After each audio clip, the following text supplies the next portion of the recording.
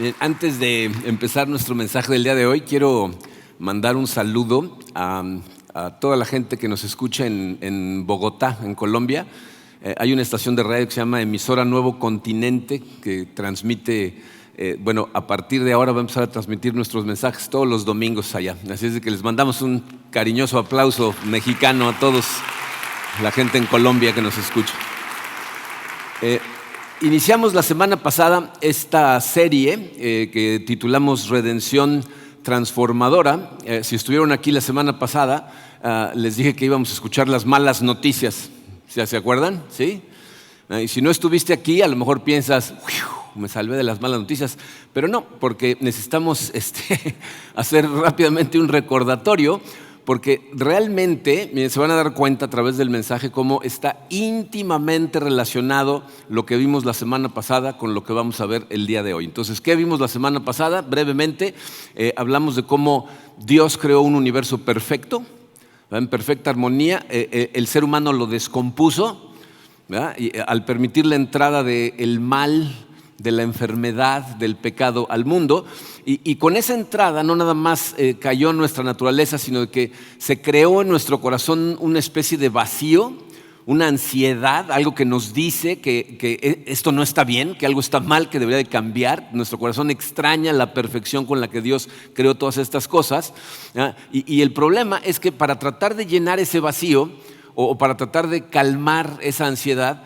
acudimos a lo que la Biblia llama cisternas rotas, ¿no? Dios dice, en lugar de venir a mí, que soy la fuente de agua viva, ustedes cavan ustedes solitos cisternas que están rotas, las llenan de su propia agua, y como están rotas, pues están vaciando todo el tiempo y el vacío regresa. Las 4 cisternas que vimos a toda velocidad, hablamos de cómo pensamos que si nos mejoramos a nosotros mismos, es decir, creamos una imagen de nosotros a futuro que si llegamos a que se cumpla esa imagen, ya sea profesionalmente, ya sea físicamente, etcétera, entonces esa ansiedad se va a calmar, ese vacío se va a llenar y yo voy a estar muy bien.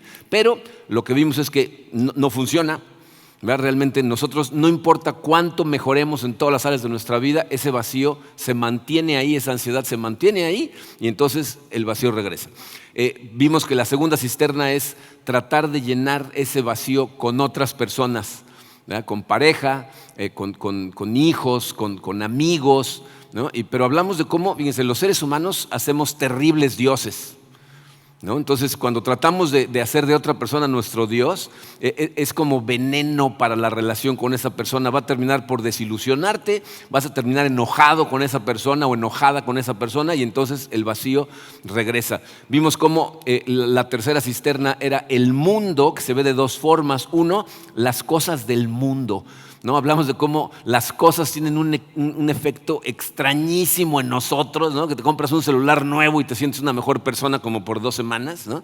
O sea, es rarísimo y obviamente es pasajero. Al ratito ya no tiene el mismo efecto, entonces el vacío regresa.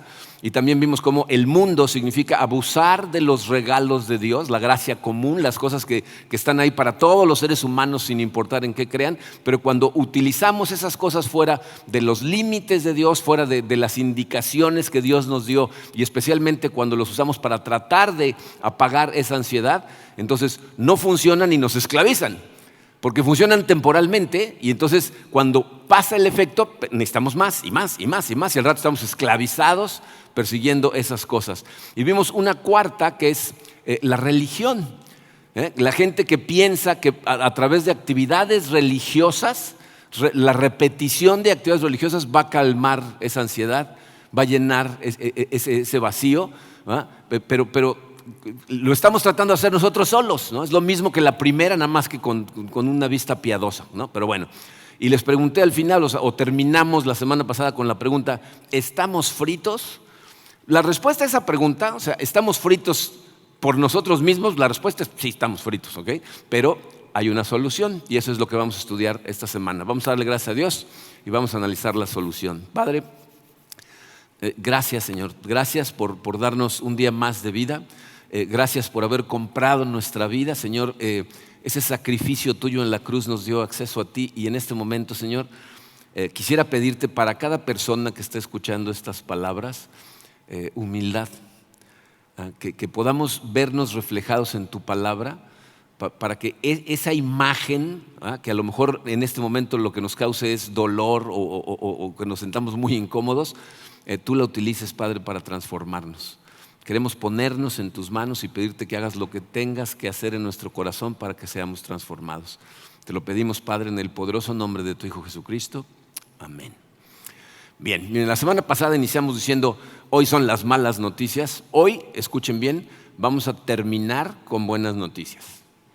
¿Okay? Ya llegaremos ahí, ¿ok? Pero antes de llegar a esas buenas noticias, miren, hay un tema que es verdaderamente importante que comprendas, porque depende de tu comprensión de esto que vamos a ver primero, que las buenas noticias sean para ti realmente buenas noticias. ¿Okay? Entonces, lo primero que vamos a estudiar, dice el número 1 en su programa, la fuente de tus problemas. ¿Cuál es la fuente de todos los problemas que tienes? Miren, después de lo que estudiamos la semana pasada, si estuviste aquí o escuchaste el mensaje, hay gente que puede pensar, oye, pero esto no es justo, ¿no? O sea, Adán y Eva hacen un tiradero del universo y nosotros tenemos que pagar el pato. Yo soy una víctima inocente de toda esta situación, ¿no? Que reciban el castigo ellos, que tengan la ansiedad ellos, ¿por qué yo? Pero la realidad es que la Biblia nos dice que ese no es el caso. Tú no eres una víctima inocente de la situación. Fíjense lo que nos dice el apóstol Pablo en su carta a los Romanos, capítulo 3, versículo 23. Dice, pues todos han pecado y están privados de la gloria de Dios. ¿Qué significa eso? Es verdad que a través de Adán entró el pecado al mundo, pero tú y yo no somos simples víctimas de esta situación, somos felices participantes de la rebelión. O sea, tú has participado en actividades pecaminosas en contra de Dios y lo has hecho voluntariamente y con gusto. Miren, aunque no lo reconozcan o aunque nunca lo dirían con estas palabras, quiero que se den cuenta lo que nuestras acciones dicen cuando acudimos a una de las 4 cisternas. Fíjate, cuando tú piensas que te puedes mejorar a ti mismo, ¿no? Que si trabajas fuerte en ti, ¿no? Usas tu fuerza de voluntad, triunfas en un área o cambias tu apariencia física por fuerza de voluntad, por trabajo, y entonces vas a estar bien, lo que le estás diciendo a Dios es, no te necesito, yo puedo, tengo esto bajo control, no te preocupes. Aparte yo creo que sé mejor que tú lo que me va a hacer feliz, entonces déjame a mí. Eso se llama rebelión contra Dios. Si lo que haces es irte a la cisterna de otras personas, lo que estás diciendo es, yo creo que esta otra persona es un mejor Dios que tú. Esta persona sí me va a hacer feliz. Tú como que no le has entendido a la situación, entonces mejor me voy a ir con esta otra persona. Y evidentemente no va a funcionar. Y entonces te vas a enojar con esa persona, al rato vas a estar furioso porque no cumple y entonces rebelión. ¿Okay? Si tú corres al mundo, lo que le estás diciendo a Dios es, en realidad no te necesito a ti, nada más tus cosas. Déjame las cosas, porque las cosas sí me hacen feliz, pero tú no. Y se dan cuenta de lo que hacemos cuando pensamos de esa manera. Recibes los regalos de Dios y luego nada más te satisfacen por un ratito y entonces te frustras, te enojas y te enojas con Dios porque los regalos no funcionan. Imagínate que a tu hijo le des un regalo en Navidad, lo abra, ¡ay, qué padre! Y a la semana se aburre y lo rompa y te diga, no sirve este regalo, dame otro. Rebelión, ¿no? Y eso es lo que hacemos nosotros con las cosas del mundo. Y con la religión es algo muy simpático, porque lo que estás diciendo es, con mis propias fuerzas voy a realizar la redención que Cristo ya hizo, pero esta la voy a hacer yo. Entonces, rebelión totalmente. Tienes que escuchar esto claro. Todos los que estamos en este salón y todos los que están afuera somos culpables de esto. Todos somos participantes, no nada más Adán y Eva, todos. Y tienes que entender de dónde viene, cuál es la fuente de esta problemática para entender lo gloriosas que son las buenas noticias. Entonces vamos a escuchar de boca de Jesucristo en un pasaje que se encuentra en Marcos capítulo 7. Fíjense, aquí Jesucristo primero le está hablando a una multitud y luego en petit comité está con sus discípulos que no le entienden y entonces les tiene que explicar. Fíjense, empezamos en el versículo 14. Dice, de nuevo Jesús llamó a la multitud. Escúchenme todos, dijo, y entiendan esto. Nada de lo que viene de afuera puede contaminar a una persona. Más bien, lo que sale de la persona es lo que la contamina. Después de que dejó a la gente y entró en la casa, sus discípulos le preguntaron sobre la comparación que había hecho. Tampoco ustedes pueden entenderlo, les dijo. ¿No se dan cuenta de que nada de lo que entra en una persona puede contaminarla?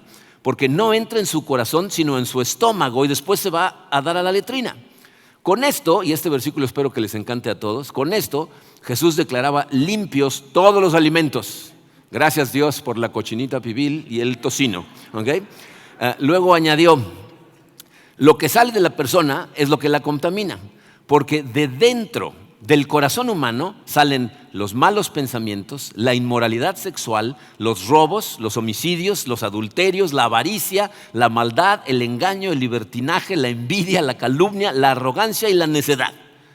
Todos estos males vienen de adentro y contaminan a la persona. Miren, esta gente que está escuchando a Jesucristo es gente que entiende, porque son judíos, entienden que hay cosas que pueden contaminarlos, es decir, hay cosas que pueden ponerlos en problemas con Dios. Y es muy importante que nosotros entendamos lo mismo. O sea, tienes que entender que hay cosas que te ponen en problemas con Dios. Muchas veces, esto se los he dicho más de una vez, hay veces que cuando me bajo de aquí, hay gente que me dice, híjole, este sermón verdaderamente me puso una cachetiza espantosa. Sentirte cacheteado por Dios, sentirte culpable porque ves reflejadas ciertos comportamientos, ¿no? Ser consciente de que estás batallando con ciertas cosas, no es necesariamente algo malo.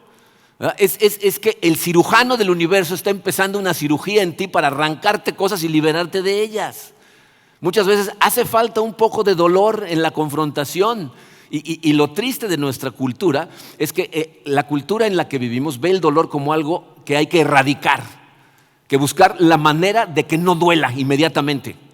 Pero toda persona que ha hecho ejercicio, ha hecho algún deporte de forma seria por cierto tiempo, sabe que sin sufrimiento, sin sacrificio, no hay crecimiento. No hay madurez.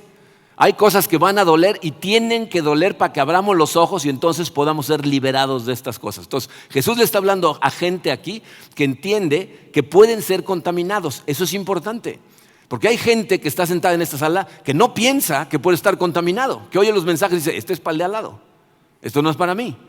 Pero también tenemos a otros que son hipersensibles a esto porque son tan conscientes de que están contaminados, de que están sucios, que nada más estar oyendo estas palabras ya los está haciendo sentirse incómodos. Y el problema es que aquí es en donde muchos cristianos corren a las cisternas de las que hablamos. Me siento sucio y entonces tengo que correr a una cisterna. Normalmente como cristianos pues corremos a la de la religión, ¿no? Actividades religiosas para tratar de apaciguar a Dios y que ya no esté tan enojado conmigo. Los judíos, a quienes Jesús les está enseñando, y si ustedes han leído el Antiguo Testamento lo tienen muy claro, tenían unas leyes dietéticas muy estrictas.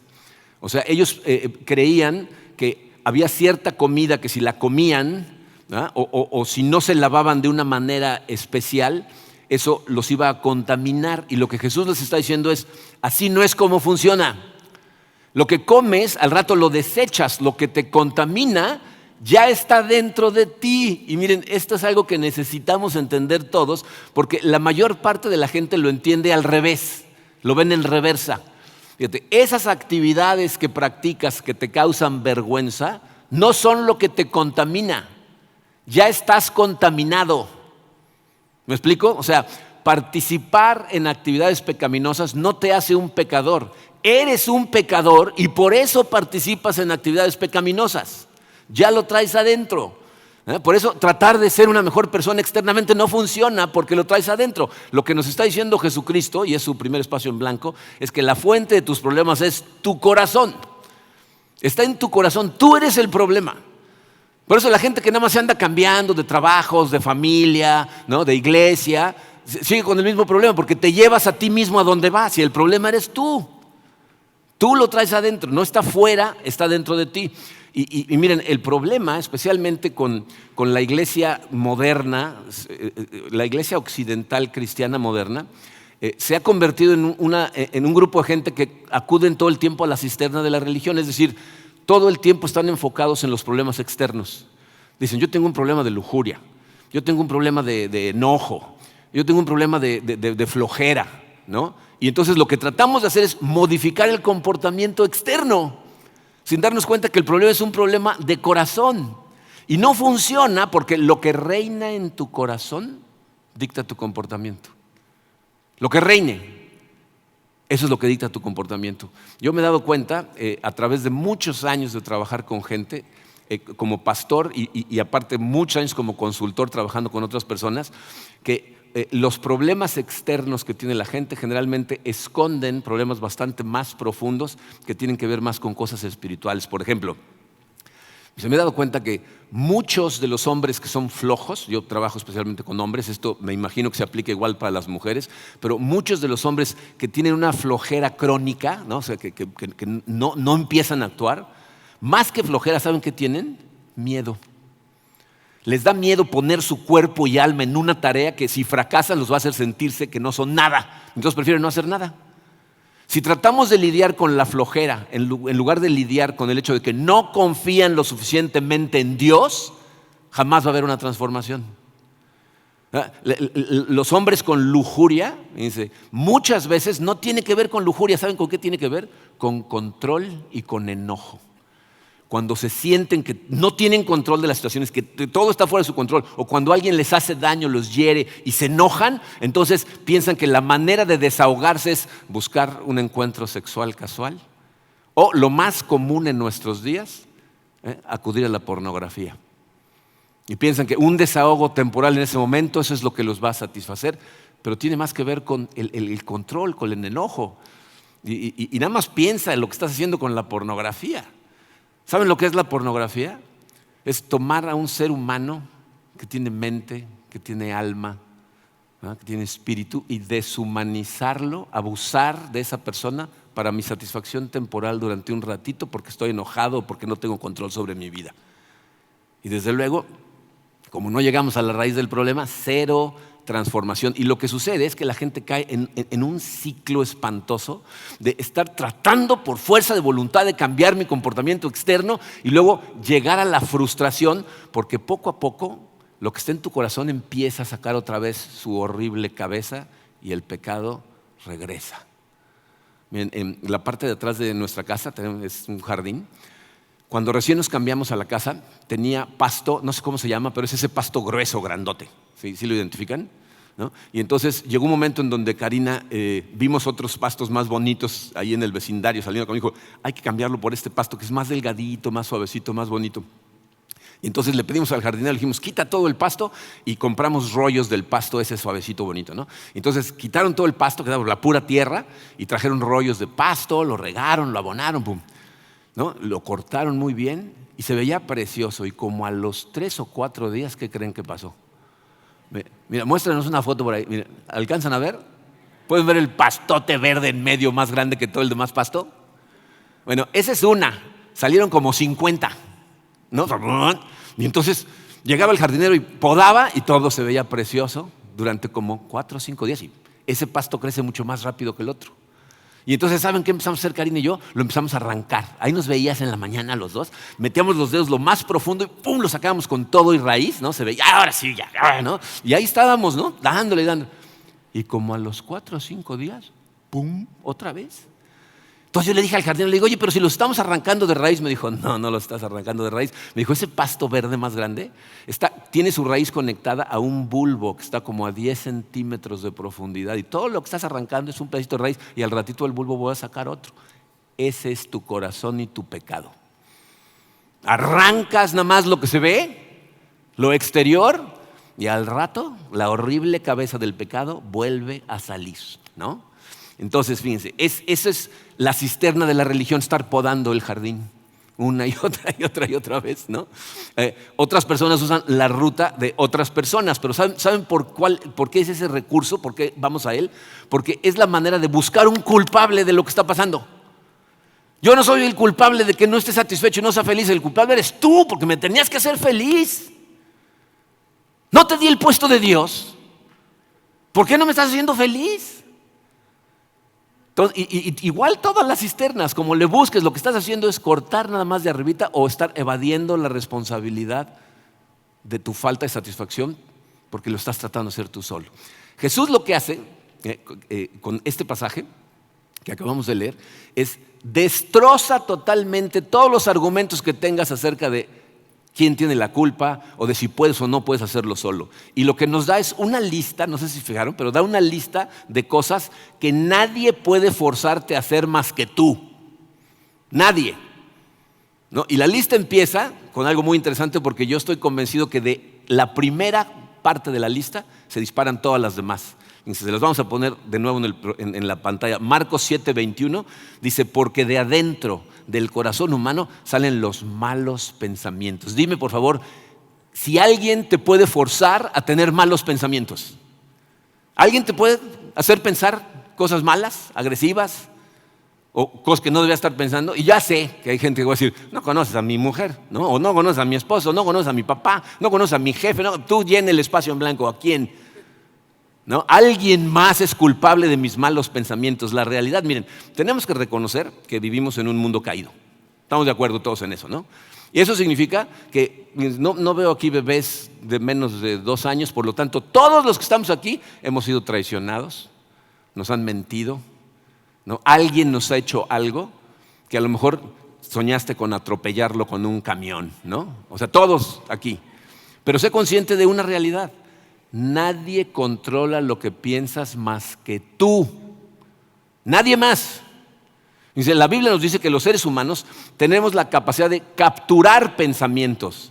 Creo que el problema de mucha gente es que no se fija en qué está pensando, deja que sus pensamientos se sigan. La Biblia dice, no, tú puedes capturar un pensamiento. En el momento en que llega un pensamiento, tú puedes decir, no voy a seguir esta línea de pensamiento, esto no es lo que voy a hacer.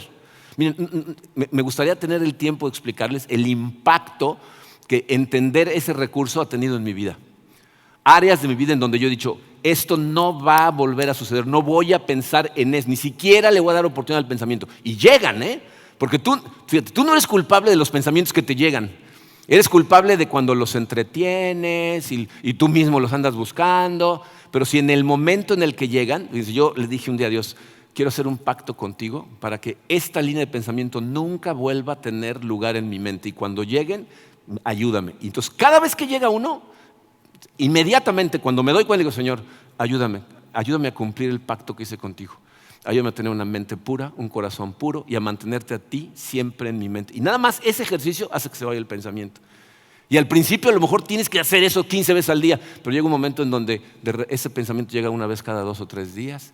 Y si lo capturas de inmediato y vas a él, empieza a controlarlo. Tú puedes hacer esto, tú decides si te estacionas en el pensamiento, ¿verdad? Tú decides las fantasías que entretienes, tú decides si oras por esa persona que te hizo daño o si no lo haces y mejor piensas que le estás dando con una espada ninja. Porque muchas veces ese odio te hace sentir bien, te hace sentir calientito como por 10 segundos, ¿no? Pero son tus pensamientos, tú decides, ¿ok? Obviamente no nos gusta escuchar eso porque preferimos evadir la culpa, ¿no? Pero de esa línea, de lo que dijo ahí Jesucristo, los malos pensamientos, se dispara todo lo demás. Piensa, por ejemplo, en inmoralidad sexual. ¿Quién te puede forzar a cometer una inmoralidad sexual? ¿Quién? Alguien te puede forzar. Alguien puede violar a una persona contra su voluntad. Pero ¿quién te puede forzar a participar gustosamente en una inmoralidad sexual? El problema otra vez es tu corazón, ¿verdad? Llegan los malos pensamientos y tú te sigues. Y tú los entretienes y tus pensamientos al rato estás tan vívidamente imaginando las cosas que quieres hacer inmoralmente que cuando las haces no te parece anormal. A lo mejor después te sientes avergonzado, ¿no? Pero no te detiene de regresar la siguiente vez. Y así todas las demás, ¿no? Hay algunas que yo tengo la esperanza de que no le afecten a nadie aquí, ¿no? Como por ejemplo homicidios, ¿no? Espero que no anden asaltando tiendas, ¿no? Pero piensen en otras que avaricia, mentiras, engaños, arrogancia, ¿no? O sea, esas nos afectan a todos. Y Jesucristo dice, todas vienen de dentro. Y cuando caemos en ellas, fíjense, ahí está el problema, porque nos sentimos sucios y queremos correr a las cisternas, pero Jesús dice, tú no te puedes limpiar solo de esa mugre. De hecho, todo lo que puedes hacer es embarrarte más la mugre. ¿Han visto a un niño chiquito tratando de limpiar cuando tiran el yogurt? Que nada más lo expanden por toda la sala. No, ese somos nosotros tratando de limpiarnos la mugre, ¿no? hay algo que puede salvarnos de esto. Si el problema es mi corazón, o sea, piensa, si mi problema no es un mal matrimonio, no es mi adicción, no es mi soledad, mi depresión, o sea, entonces, ¿cómo puede cambiar eso? La solución, número 2, dice, ¿cuál es la solución a nuestro problema? Bien, este pasaje que vamos a leer, si no lo es todavía, debería ser uno de tus pasajes favoritos. Debes de tratar de recordar en dónde está para acudir a Él constantemente y que te dé la esperanza y el gozo en tu corazón para lo que fue diseñado. Fíjense, vamos a empezar a analizarlo. El versículo 6 dice, porque a su debido tiempo, cuando aún éramos débiles, Cristo murió por los pecadores. Me voy a detener ahí un momentito porque esto es increíble. O sea, no sé, a mí me encanta este versículo. Dice, a su debido tiempo, cuando éramos débiles, Cristo murió por nosotros. Piensa en la cantidad de historias que tenemos, nada más en esta sala, ¿no? Si cada uno de nosotros diéramos nuestro testimonio del momento en que Cristo nos encontró y nos atrajo a Él, cada uno contaríamos una historia diferente, ¿están de acuerdo? O sea, aquí fíjense, hay gente que tiene la super bendición de que Dios los encontró súper jóvenes. Algunos cuando eran niños, y todo lo que han conocido es la gracia de Dios toda su vida. Y lo irónico de algunas de esas personas es que les da tristeza porque no tienen testimonio que contar, ¿no? Pero a otros nos encontró ya como adultos, cuando ya habíamos hecho un tiradero espantoso de nuestra vida. Pero fíjate, lo que no puedes hacer es caer en el juego de ¿por qué no me encontró antes? ¿Te fijaste lo que dijo? A su debido tiempo. En el momento perfecto, Cristo decidió rescatarte, decidió morir por ti. Entonces, cada uno tenemos un tiempo diferente, pero ¿te fijaste que tenemos todos en común? Sin importar cuándo te salvó, en qué situación estabas, todos éramos débiles. ¿Qué nos está diciendo? Cuando no podías hacer absolutamente nada por ti mismo, en ese momento Jesucristo dijo, ahorita lo voy a rescatar en este momento. Todos somos débiles. Miren, ¿saben qué me da risa? El mundo trata de atacarnos y hacernos sentir mal porque dicen, eso del cristianismo es para gente débil. Sí, estoy totalmente de acuerdo. ¿No o no? He leído autores que dicen, el cristianismo es una muleta. Caballero, tenemos las piernas rotas. Necesitamos de la muleta. Nada más gente de mente débil se mete esas cosas. El problema de esa gente, ¿saben cuál es? Que no saben que son débiles. Todos somos débiles. Todos los que hemos sido salvados somos débiles. Mientras aún eras débil, Cristo intervino y murió por ti. De hecho, fíjense, mi oración el día de hoy en la mañana estaba orando por ustedes y les decía, Señor, que el día de hoy alguien abra los ojos y se dé cuenta de que es débil, de que no puede, de que te necesita.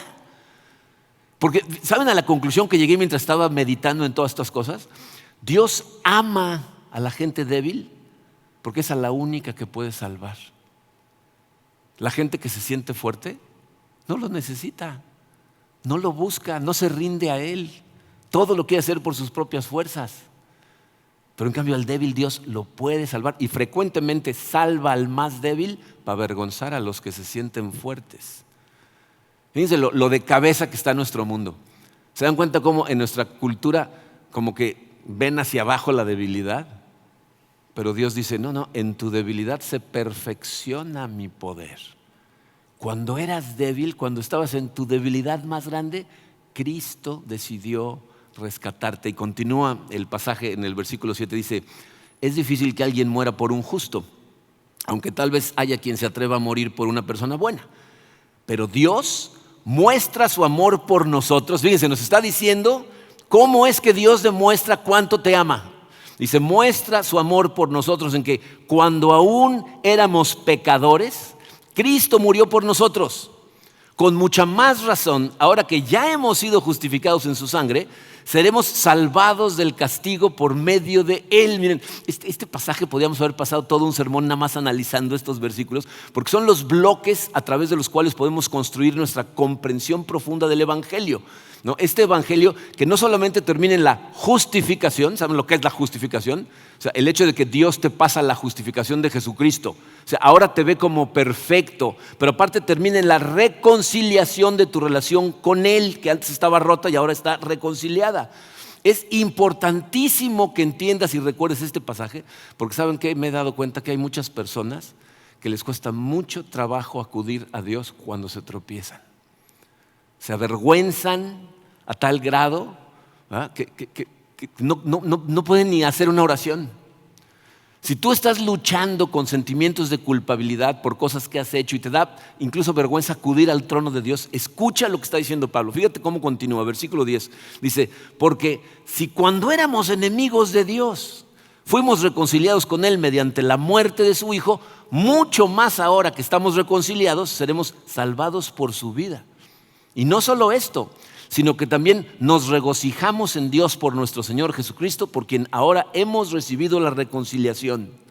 Entonces, fíjate, está diciendo, cuando te comportaste como enemigo de Dios, cuando estabas en tu peor momento, en el momento más fuerte que hayas tenido de rebelión, en ese momento Dios intervino, dijo, vamos a rescatar a este individuo. Cristo murió y te rescató. Esas son las buenas noticias. O sea, nos está diciendo que Dios se deleita en nosotros, en nuestro caminar, aun cuando nos vamos tropezando. Todos los padres de familia entienden esto. ¿Alguna vez te frustró tu hijo porque estaba aprendiendo a caminar? ¿No te deleitaste en él cada vez que daba un paso, dos pasos, se caía y dices otra vez, vamos a intentar? ¿No? Te deleitas en él. Y es lo que nos está diciendo Dios, se deleita en ti, aun en tus peores momentos. Pero aparte maravilloso, dice, mucho más ahora que estamos reconciliados, seremos salvados por su vida. Te voy a decir lo que te está diciendo. Dios no te salvó para luego dejarte en el lugar en donde te encontró. O sea, no simplemente dijo, ok, salvo, pero estoy aquí en el medio del chapopote. Bueno, sí, pero ya eres salvo. No, te salvó para transformarte, para madurarte, para santificarte. Y miren, vamos a hablar mucho acerca de la santificación, o sea, el proceso que Dios utiliza para transformar nuestras vidas totalmente. Eso es lo que llamamos santificación. Vamos a tener un mensaje exclusivamente enfocado a la santificación, pero por lo pronto lo que quiero es que entiendas que Dios no te va a dejar en el tiradero. Porque ¿sabes qué es lo que sucede en el momento en que tú entiendes verdaderamente el Evangelio de Cristo? Fíjense, aceptar a Cristo significa una transformación en tu corazón cuando entiendes la posición en la que estabas tú y lo que hizo por ti. ¿Y sabes lo que la Biblia dice que sucede en ese momento? Vamos a leerlo. Está dicho a través de las palabras de un profeta del Antiguo Testamento que se llamó Ezequiel. Ezequiel 36, versículos 25 al 27. Dice, entonces los rociaré con agua pura y quedarán limpios. Todos tus pecados van a desaparecer. Dice, lavaré su inmundicia y dejarán de rendir culto a ídolos. Ahorita vamos a analizar lo que eso significa. Dice, les daré un corazón nuevo y pondré un espíritu nuevo dentro de ustedes. Les quitaré ese terco corazón de piedra y les daré un corazón tierno y receptivo. Pondré mi espíritu en ustedes para que sigan mis decretos y se aseguren de obedecer mis ordenanzas. En el momento en que nosotros entendemos el Evangelio, aceptamos el regalo de salvación, Dios nos da un nuevo corazón. Y gracias a ese nuevo corazón, lo que sucede es que vas a empezar poco a poco a tener deseos diferentes. Vas a empezar a querer acercarte a ciertas cosas y alejarte de otras. Vas a tener unos apetitos que son espirituales que solamente Dios puede satisfacer. Pero lo que Dios a través de su palabra una y otra vez quiere recordarte es, mientras eras mi enemigo, cuando eras débil, cuando eras incapaz de hacer absolutamente nada por ti, Cristo murió para rescatarte de esa rebelión. Lo cual significa que sin importar cuál sea tu historia, Dios tiene un plan para ti. Tiene cosas planeadas para ti. Que eras un rebelde, sí, totalmente, ¿no? Pero en medio de esa rebelión, Él te rescató para transformarte y usarte de una forma gloriosa. Esas son las buenas noticias y miren, aquí es en donde la cosa se pone cada vez más maravillosa. Porque cuando tú entiendes esto, o sea, cuando tú entiendes, ok, Dios me justificó, o sea, ahora me ve como a Jesucristo, ya me perdonó. O sea, no hay balanza en el cielo, ya me perdonó totalmente, okay, ya me adoptó, ahora soy su hijo. Entonces empezamos a ver cómo endereza poco a poco nuestros problemas con las cisternas. Por ejemplo, la primera, ya no necesito tratar de mejorarme. O sea, ya sé yo que el problema soy yo. Lo que hago es adoptar el hábito de cada vez que empiezo a sentir esa debilidad, en lugar de decir, tengo que mejorar, tengo que ser una mejor persona, inmediatamente acudo a Él. Padre, te necesito. Esto es más fuerte que yo, por favor. Inmediatamente acudo a Él. Busco su fortaleza, le pido que me ayude a entender y a creer cada vez más en el Evangelio. Y entonces poco a poco te empieza a fortalecer y ya no necesitas de estar pensando que necesitas ser una mejor persona tú. Él lo va a hacer por ti. Eso, fíjate, aparte, crea una humildad en ti cuando realmente entiendes que tú no puedes y acudes a Él en cada momento. Te da una humildad de saber que tú no estás haciendo nada por estar mejor. Elimina la posibilidad de jactarte por lo bien que estás. Un cristiano que se jacta de lo bien que va es una contradicción en términos. Tú no estás haciendo nada. Tú no te salvaste ni te transformaste a ti mismo. Lo estás poniendo en sus manos y lo estás dejando actuar. Vamos a ver a profundidad más adelante cómo. Pero piensa en lo que significa en cuanto a la cisterna de otras personas. ¿Entiendes que en el momento en que realmente comprendes esto, tu identidad y tu validación ya no viene de otras personas? Las encuentras en Él. O sea, ¿te das cuenta del regalo que significa liberarte de ver a otra persona como a tu Dios? Miren, a mí, por ejemplo, el Evangelio me libera de no necesitar tu aceptación y tu validación.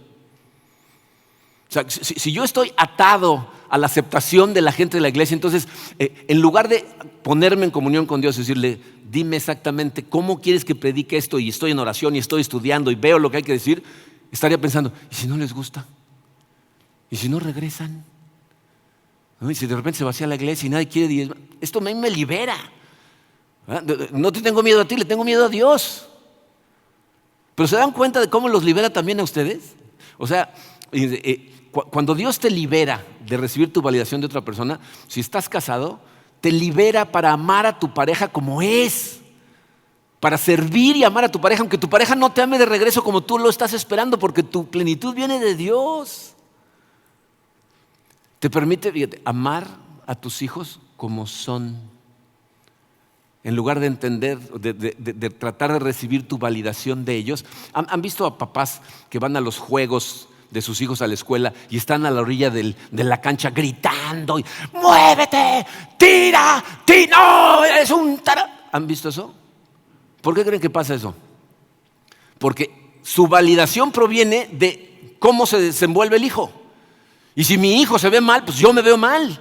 Están viviendo a través de sus hijos, son su Dios. En el momento en que ellos no son tu Dios, puedes amarlos, motivarlos, disciplinarlos como son, ayudarlos a crecer por su camino. Porque el Evangelio te ayuda a entender tu validación, tu identidad es que eres un hijo de Dios. El Dios del universo te adoptó personalmente. No necesitas la aceptación de nadie más. ¿Nos necesitamos mutuamente? Claro. No fuimos creados para vivir en comunidad, pero yo no dependo de tu aceptación. Y si de la aceptación que dependes de la de Dios, me voy a portar mucho mejor que si depende de tu aceptación, porque Dios me ve donde esté. Si no, nada más estoy actuando para la gente, ¿o no? En cuanto al mundo, fíjate, te permite, cuando tú entiendes realmente esto, te permite disfrutar de los regalos de Dios a un nivel más profundo. Yo estoy convencido de esto, Toda la gente del mundo, sin importar en qué crean, pueden disfrutar de los regalos de Dios. Pero su disfrute termina en el regalo, ¿no? Se comen un buen bistec y dicen, wow, gracias a la vaca que sacrificamos por este bistec, ¿no? Pero cuando tú entiendes de dónde viene, entonces pruebas algo y dices, wow, Señor, gracias. ¿Y sabes de qué te libera? de perseguir confort en el regalo. La razón por la que la gente come de más es porque está esperando que la comida lo conforte. Te sientes deprimido, necesito 2 litros de helado de chocolate, ¿no? O sea, si acudes a eso para tu confort, pues obviamente gula. Igual sucede con el vino, ¿no? Esto te libera para que tú puedas disfrutar de un vaso de vino con tu comida y digas, gracias Señor, porque este es un invento tuyo. Pero si vas al vino para tratar de calmar la ansiedad, entonces no va a haber suficiente vino en el mundo. Y miren, aquí necesitamos hacer un paréntesis porque hay personas que aún entendiendo el Evangelio de Cristo no deberían de acercarse a una copa de vino. Si en tu familia hay historia de alcoholismo, si tú eres una persona que se hace adicta a cosas muy fácilmente, ni te acerques. Tenemos libertad en Cristo, tenemos libertad en Cristo. ¿Podemos utilizar esa libertad de la manera más necia posible? Totalmente. Pablo dijo, todo me es permitido, pero no todo es bueno para mí. No voy a permitir que nada tome control de mí. En otras palabras, si alguna de los regalos de Dios, cuando tú te vas sobre ese regalo, lo que hace es hacerte olvidar a Dios, aléjate, ni te acerques. Pero puedes disfrutar del regalo profundamente como lo ves es simplemente como un regalo, no como la fuente de satisfacción. Lo mismo pasa con las relaciones sexuales, ¿no? Cuando las disfrutas profundamente dentro de los confines del matrimonio, son un regalo de Dios. Y para la gente soltera que está soñando en casarse, quiero que sepas que las relaciones sexuales ni siquiera son el punto más importante de la relación matrimonial. Es un componente importante, claro, dice Dios que con eso se unen las almas, pero no es la parte más importante. Y de acuerdo a Eclesiastés va a llegar una edad en donde esa necesidad va a desaparecer y todos están diciendo, no, yo no. Bueno, vas a ver, ¿no? Si llegas... Pero puedes disfrutar estas cosas como verdaderos regalos. Y en cuanto a la religión, miren, esta es una en la que quisiera ser muy cuidadoso, porque aquí muchas veces es muy difícil entender la línea entre las disciplinas que la Biblia misma nos dice que debemos de tener en nosotros para tener una intimidad más profunda con Dios y el legalismo. El hacer cosas porque las tengo que hacer, o sea, caer en la cisterna de la religión. Y para entender esto mejor, miren, la analogía más común que utiliza la Biblia para tratar de explicarnos la relación entre Dios y el hombre es el matrimonio. Y el matrimonio es un excelente ejemplo. Fíjate, Karina y yo tenemos 33 años de casados. Este mayo cumplimos 34 si Dios quiere. La amo con todo mi corazón, sé cuánto me ama. La conozco bien, pero ¿saben qué hago? Tengo que seguir poniendo atención y aprendiendo, estudiarla, porque cambia. Las personas van cambiando, y aquí los hombres deben decir, gloria a Dios que alguien lo dijo, porque... Y si no pones, fíjense, hay cosas que yo planeo a propósito, ¿no? Hay cosas que yo sé que tengo que hacer para estar pendiente de escucharla, de conocer sus deseos, de saber cómo han ido cambiando de la manera en que ve las cosas para poder amarla. ¿Saben? Pocas cosas me hacen más feliz que verla sentirse amada. Entonces tengo que estar estudiando, tengo que estar haciendo cosas, planeando actividades, porque yo se los he dicho muchas veces, si tú te sientes cacheteado en un mensaje, créeme, durante la semana Dios me cachetea a mí primero espantosamente. Y lo que esta semana otra vez fui consciente es de que si yo no pongo atención a esas cosas y no estoy al pendiente de ella, me empiezo a alejar. Y de repente ya no la veo con la cantidad de estrés, la cantidad de trabajo, la cantidad de problemas que hay con nuestros hijos y todo. Cuando me doy cuenta, ni siquiera estoy presente realmente. Entonces tengo que disciplinarme para amarla, para estar ahí, para seguir conociéndola, hacerla sentir amada.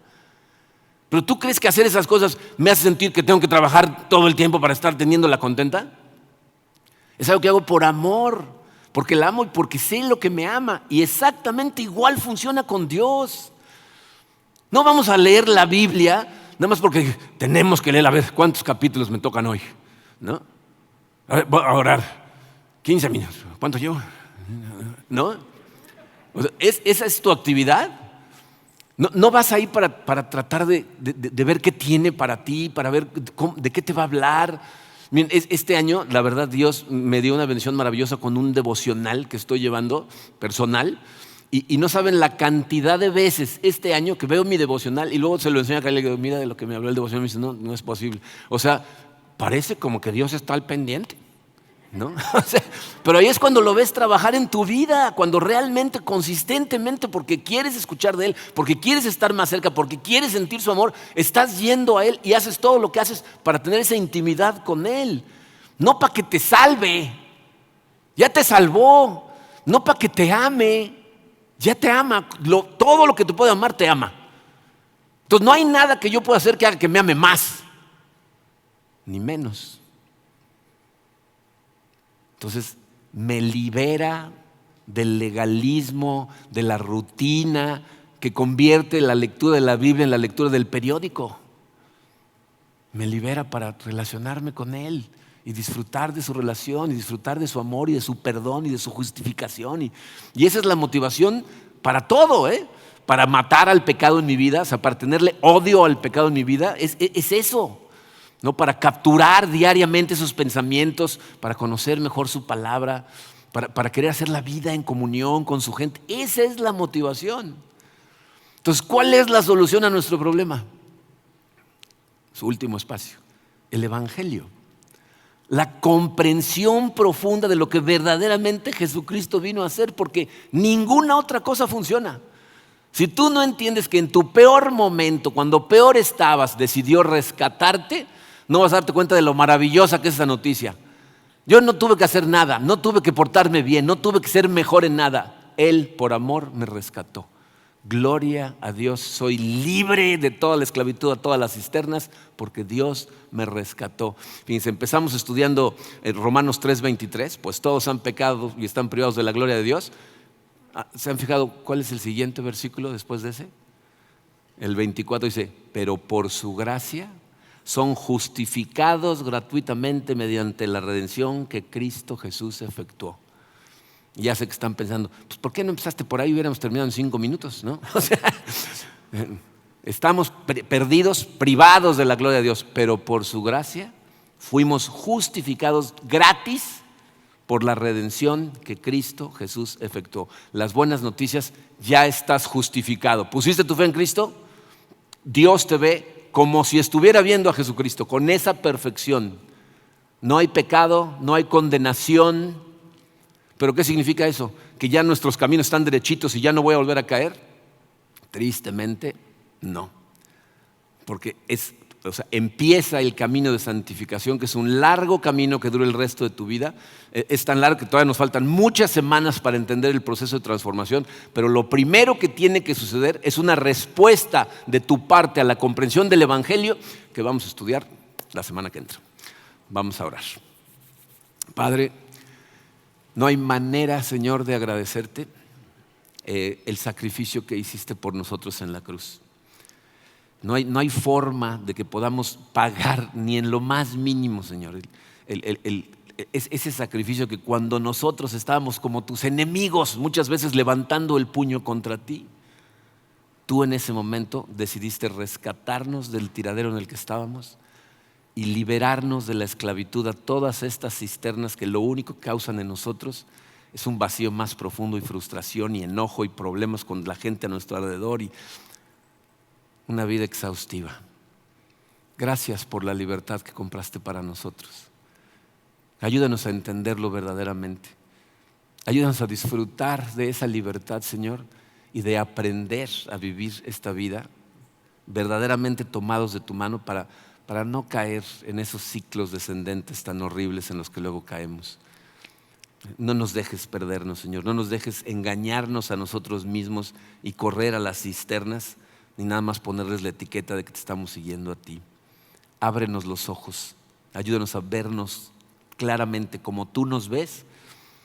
Y sobre todo, Padre, ayúdanos a vernos como tú sabes que podemos ser, para que cada vez más caminemos hacia esa imagen tomados de tu mano, confiando en tu palabra y en tu redención. Gracias, Padre.